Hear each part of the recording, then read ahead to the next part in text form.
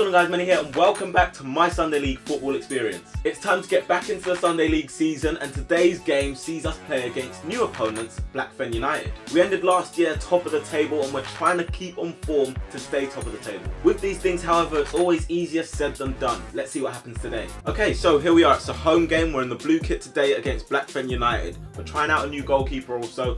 We've got Matt in goal today to see how he does. I haven't seen him personally because I haven't been able to make it down to training.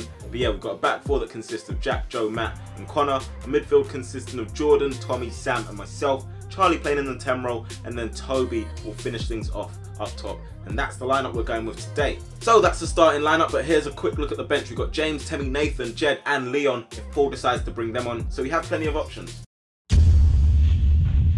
Enough of that though, the referee blows his whistle and then we are ready to go against Blackfen United. The first real action of today, Tommy plays it into his brother Charlie, who flicks it onto myself. I then flick it down the line for Tommy, who plays it in return to his brother. Charlie tries to make it there, Six does his job and they see it out. This time when they've just taken a throw in, it's flicked on by the number 8, it bounces into the box, it's controlled there, they take a strike, and that's the first bit of action we get to see Matt thrown into. The ball's bouncing towards their box, Toby's chasing a loose ball, the keeper comes out and gets to it, it comes out only as far as myself. I take a touch, can't set myself properly and I don't get any sort of good connection on it, easy for the goalkeeper to pounce on. Blackfen's time to come forward, it's thrown into the box, the cross is blocked by Joe, the hand of Joe actually, but the referee doesn't see anything there. Nine tries to lift it back into the box, but it ends up on the back of the net, literally on the back of the net. So maybe that little attack's giving them confidence, and here we lose possession in the middle there with Connor. They play it onto the number 7, 7 tries to knock a ball through, but that will run through to our keeper, Matt. If I'm honest, this is up there with one of the worst Sunday League pitches I've played on. The conditions were very, very difficult, but we do knock it around a bit nicely here. I clip it into Toby, Toby takes a touch, sets it into Jordan, and Jordan with a fantastic strike to give us the lead. So we're 1-0 up, Jordan's back amongst the goal scoring, and it's a lovely finish.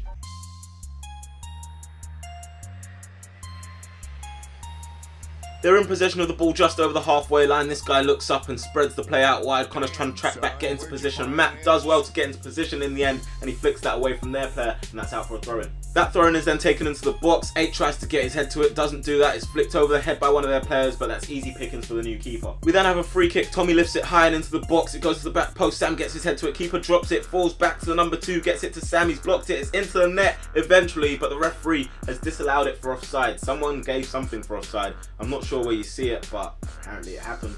Anyway, we do have to continue and keep going forward, and that is exactly what we are doing here as Toby lays chase to Tommy's pass over the top. The goalkeeper will get there first, but only giving it away to Toby. He traps it and he takes a shot after the first touch, and it is a nice finish. That's 2-0 there.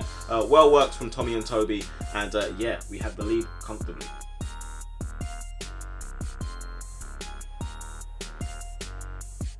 Really and truly, in the first 15 minutes, Blackfen were struggling to create much, but they did show they had the capability to get forward. There, they almost got a bit lucky, but Matt saving Jack's blushes there. Connor has this one at left back. He plays it down the line looking for Toby. He takes it down on his chest and then leaves it to me to take over. Charlie then plays it out wide looking for Toby, who's got Tommy on the overlap now. Toby takes a touch, knocks it into Tommy. Tommy plays the ball into the box, hits off the 6, hits off the 5, and eventually falls back into me in the box. I backheel it, but no one's there to pick anything up. We were looking at the third goal and it came in familiar fashion, but not quite familiar fashion. So it's a long throw into the box, but the goalkeeper touches it into the net. If he didn't touch it, it wouldn't have been a goal, but in the end the referee gave it. So we're 3-0 up within 20 minutes.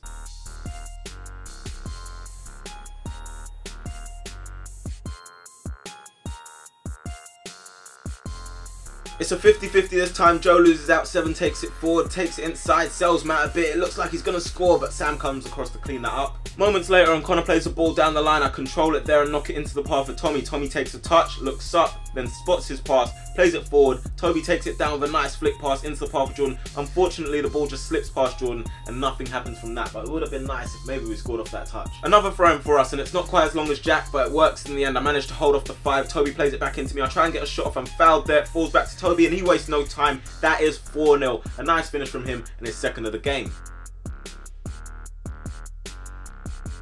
So we're 4-0 up, totally in control. They have a free kick into the box towards the back post. It comes out only as far as Joe, who's managed to get that clear. Up the other end, and it's a short corner taken by Toby. I line up a shot this time. It looked like it might have caused problems if it beat that defender, but with him in the way, no chance. So here they are, searching for a goal, and it's clipped forward down the line to the number 7, who flicks infield, and this guy's taken over. He sets it into the number 8. He strikes it, and the wind was a big factor today, so I'm not going to judge him out on that one. It goes in, so it's 4-1, and they have a say back in this game. Number 8 for Blackfen picks it up in the middle and he plays the ball through looking for the number 9. He's given offside though, so we get away with that one. On the right hand side for them, and the 5 throws it into the path of the 8. 8 knocks it back to the 5. My legs aren't long enough to get that. 5 skips past me, plays into the path of the 9. The 9 gets a shot, but it's not good enough, and it goes wide of the target. Way wide. The ball's in the air, not quite sure where, but it falls down to the number 16, and Jack with a bit of a risky header back to Matt, so that's testing his resolve and communication. They have a free kick just before the halfway line. It's played forward, and these are always going to cause problems. There they've won the first header, they've won the second challenge as well. Falls to the 9. Joe blocks it. I'm not quite sure whether to tackle the 16 or not. Eventually he does get a shot off, and it comes in off the post, and that's 4-2. So they're making a comeback, and I'm not sure what's happening on our side here.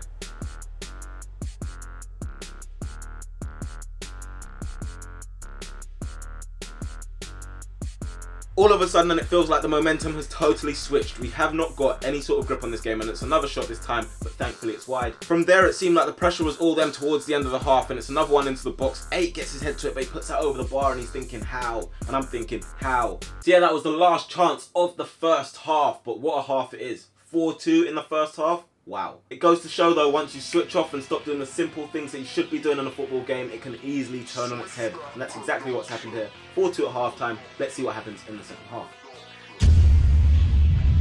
Toby gets us underway. Can we stabilise ourselves and get the 3 points? We will know in a couple of minutes, as this time I take over, play it into Sam. Sam then knocks a ball over the top. Toby's going to lay chase to it against the number 2. Number 2's looking worried, but thankfully for him, it runs straight through to their keeper. Tommy looks long this time and he plays it forward because he knows Toby's going to chase everything down in that area. Number 2 comes across the deal of it, hits off the 6, and again, no problems for them there.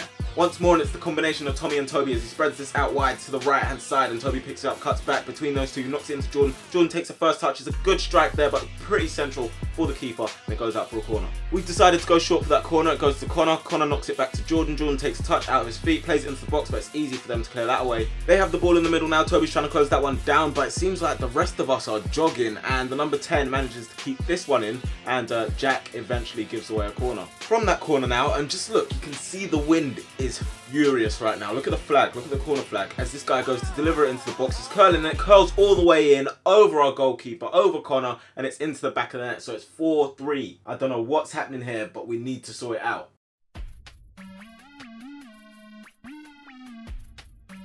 A few moments later, and 14 has it on the edge of the box. It's deflected off of Matt. It goes through to their 16. 16 can't get any sort of significant contact on the ball. Toby's fuming there because he can see that we're falling apart. It's quite clear that they could see it as well. They were going at it. Sam takes control of this one, knocks it out wide to Jordan. Jordan then takes a touch inside with a chop. He knocks it into me. I then take a touch and try and shoot, but I've sliced it way wide of the target to the frustration of my teammates. At least though, on the bright side of things, we're showing signs of coming forward again, and Jordan with a lovely touch. Great pass into Charlie. Charlie then takes a first time shot in there, and it's a top corner finish. A bit wind assisted, but we'll give him credit where credit is due there. Lovely goal, and we're 5-3 up now. Surely we can't bottle it. All due respect to our opponents, there wasn't really much to them, and this time it's a long ball. It's bounced over the bar, but again we escaped with that just tiny bit of luck. Yes, the wind did play a big part in this game. Yes, the pitch did play a big part in this game, but it's Sunday League. When doesn't it? At this point, and we've used some of our subs, myself, Toby, and Connor coming off the pitch for Leon, James, and Jed, followed by Nathan, who you see here, and Temmie coming on the pitch. So Nathan's at right back, Temmie's at right mid, and we've made a little mistake there. They've taken it forward with the 13. 13 plays it through the gap there. He's looking for the 14. 14 tries to get into the box there, and eventually Matt gathers it.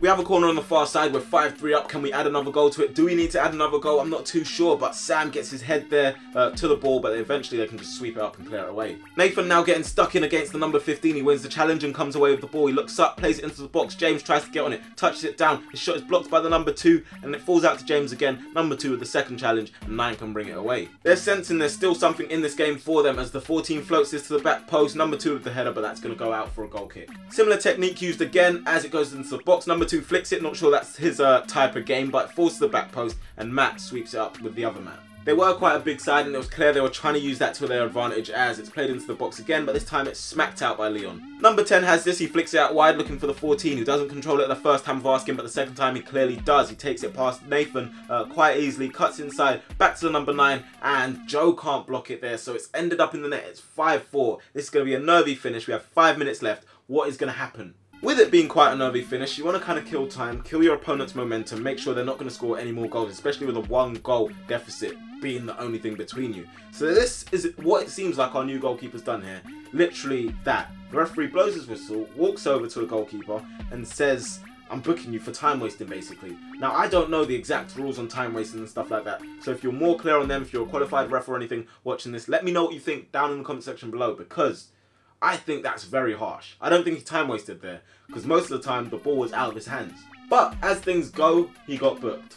Surely you're thinking we can hold on to this, we've only got one goal between us, but we can hold this on, we can see this out. As Jed beats his man there, skips it, the referee's given the advantage, he plays it forward, looking out wide for Temi. Temi's chasing to it, tries to take it under control, and unfortunately there, he trips on the ball and it's ended up injuring his knee there. But this time Jed goes in with a tackle, we're continuing playing. Jed does well to eventually keep the ball, knocks it out wide to Nath. Maybe at this point we should knock it out. We don't. Temi's still on the ground there after what's happened to his knee. I'm going to show you that in a second, but it falls out to us and we lose possession eventually. That is a big thing here. Now with Temi's injury, what you see happening is as he goes to control the ball, he's tried to sort of like knock it forward. Unfortunately it's gone under his foot, he's tripped on it, and his left knee as a result of that is like landed under his body. It doesn't look nice at all, and as a result of that he's also been injured. So he's injured for like 2 to 3 months, I think he said it might be, or 2 to 3 weeks, I'm not quite sure, but get well soon, Temi. Literally continuing on from when we've lost the ball, and they've picked up, they've knocked it forward, the 16's gonna lay chase to it, our goalkeeper gets there first, he's caught late, he's now down on the ground, Leon then fails to put the ball away,